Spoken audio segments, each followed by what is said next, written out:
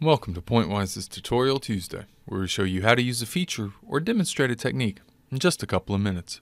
Today we're continuing our engineering services series with a video I like to call Every Frame of Painting. This video revolves around changing the appearance of the view window as well as entities that may be in it. Maybe it's to take an image for a paper or a presentation, or maybe it's to make working on a specific model easier. In any case, we're going to start with the background. The default background is this gradient of black and navy blue, and to change it, I can go to Edit, Preferences. I'm going to open this background submenu and I can see, hey, black and navy blue. And if I want to change either one of them, I just click it and select a different color and click OK. If I want to adjust the gradient, I can do that here. If I want to reset it, click the reset button. But I kind of like that white. So I'm going to go back,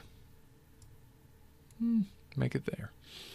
While I'm in here, I'm also going to bring up this graphics. We want double precision graphics on, and we'd like the drawing guide to be on possibly.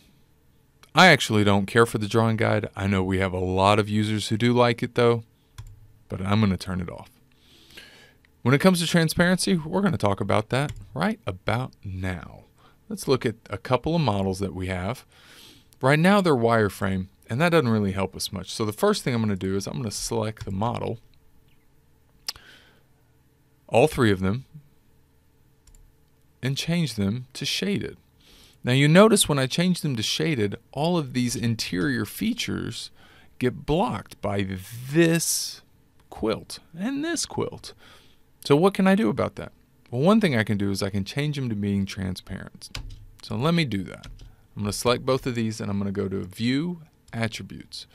For me, the advanced submenu is already open. And I can set the transparency to about 40% or so. This allows me to still see what's happening on the inside. But I also get a good outline of what's happening on the outside. This sort of thing also works for grid entities in the case that I wanted to make domains transparent. If you like this video, be sure to click the thumbs up button and subscribe to our channel for more videos like this. If you have any questions or comments or suggestions for future videos, drop us a line down below or connect with us on Twitter. Thank you all. Have a pleasant Tuesday.